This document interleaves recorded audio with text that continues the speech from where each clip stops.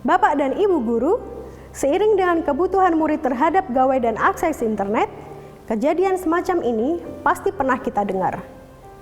Kekerasan seksual mengancam para murid bukan hanya dari interaksi luring, melainkan juga daring.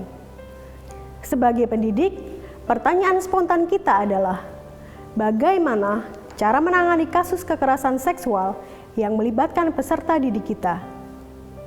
Pak, perkenalkan, saya Dian, seorang psikolog klinis dari Lembaga Layanan Rujukan untuk penanganan kasus kekerasan seksual. Kami telah menerima laporan dari Bapak dengan korban atas nama Maria, murid kelas 10 SMA Negeri ya Pak? Betul Bu Dian. Apa yang mesti saya lakukan ya Bu? Prioritas pertama dalam penanganan korban kekerasan seksual adalah berpihak kepada korban, terutama dengan memastikan keamanan korban. Sebagai korban, Maria perlu kita pastikan keadaannya. Apakah saat ini ia sehat dan aman? Selain kondisi fisik, kita juga perlu memastikan kondisi psikologis Maria. Keamanan digital Maria juga prioritas untuk ditangani agar kasus dapat dikontrol. Jadi penanganan awalnya seperti apa Bu Dian?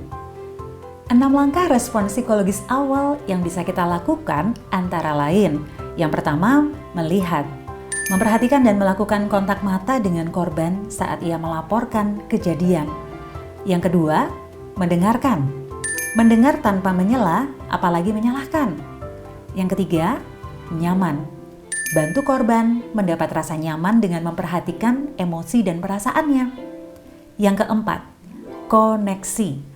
Bantu korban untuk kembali berinteraksi dengan kerabatnya dan bantu menceritakan kasus yang terjadi pada keluarganya bila korban adalah peserta didik. Yang kelima, lindungi. Ciptakan perasaan aman, salah satunya dengan menjamin kerahasiaan identitasnya maupun informasi lain terkait kasus yang ia ceritakan. Yang keenam, harapan. Beri harapan dan kemungkinan yang realistis berefleksi dari situasi yang terjadi. Prioritas dari penanganan kasus kekerasan seksual adalah pemulihan korban terlebih dahulu. Setelah kondisi fisik dan psikologis korban stabil, barulah kita menangani kasus sesuai prosedur. Sebelum korban stabil, kita tidak boleh memaksa korban untuk melakukan hal-hal yang dapat memperburuk situasi korban. Tapi Bu Dian, seperti yang sudah saya tulis dalam laporan, dengar-dengar dari grup orang tua murid, orang tua Maria itu kan kerja di tempat hiburan malam Bu. Jadi ada potensi Maria ini memang anak yang kurang baik moralnya. Pak, apapun pekerjaan orang tua korban, itu tidak ada hubungannya dengan peristiwa kekerasan seksual yang korban alami. Kita perlu memastikan bahwa kita tidak ikut menyalahkan korban atas alasan apapun. Karena itu, artinya kita ikut melakukan kekerasan lanjutan pada korban. Baik, terima kasih Bu Dian. Setelah berpihak kepada korban, kemudian apa langkah berikutnya Bu?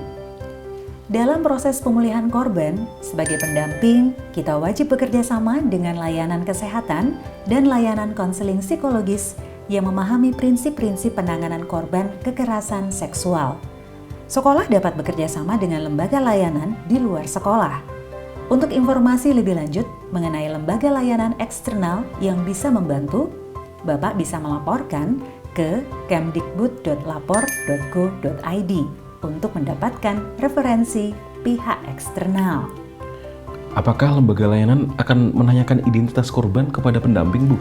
Betul sekali, Pak. Informasi dasar yang dibutuhkan dalam merujuk korban ke lembaga yang berpengalaman adalah yang pertama usia. Yang kedua, apakah ada disabilitas atau tidak? Bila ada, apa? Disabilitas tuli, netra, daksa, atau intelektual. Yang ketiga, nama dan nomor kontak orang dewasa yang bisa menjadi wali. Sebagai catatan, info tentang perwalian diperlukan untuk mengambil keputusan atas tindakan apapun yang akan diambil untuk korban usia anak. Yang keempat, jenis kekerasan seksual yang dialami korban serta kronologi singkat. Domisili tempat tinggal korban sekarang bukan yang tertulis di KTP. Informasi ini penting untuk menghubungkan korban dengan LSM terdekat. Apakah informasi saya dapat dipahami, Pak? Sangat jelas, Bu Dian. Lalu apa langkah berikutnya jika korban telah menyatakan kondisinya lebih baik? Prosedur selanjutnya adalah bertanya tentang kebutuhan korban terkait penanganan kasus. Ada dua pilihan, apakah korban akan memproses kasus secara hukum atau non-hukum. Bisa saja korban hanya ingin pulih dan ingin memperoleh keamanan digital dan tidak ingin mengingat lagi peristiwa yang terjadi padanya. Wah, jadi semua tergantung kebutuhan korban dan kebutuhan orang tua wali korban ya, Bu? Benar, Bapak. Kita harus menghormati apapun pilihan orang tua atau wali dan kebutuhan korban. Jadi bukan semau kita sebagai pendamping ya? Betul sekali. Jangan lupa, untuk pendampingan kasus, baik secara hukum maupun mediasi, Bapak dan unit layanan di sekolah bisa meminta bantuan kepada lembaga bantuan hukum terdekat yang bekerja dengan prinsip berpihak kepada korban dalam penanganan kasus kekerasan seksual. Terima kasih, Bu Dian. Sekarang saya sudah paham bagaimana harus menindaklanjuti kasus Maria. Bapak dan Ibu guru, dengan memahami prinsip dan langkah-langkah penanganan kasus kekerasan seksual, kita semua dapat semakin tegas dan bijak dalam mendorong sekolah aman, bebas, dan merdeka dari kekerasan seksual.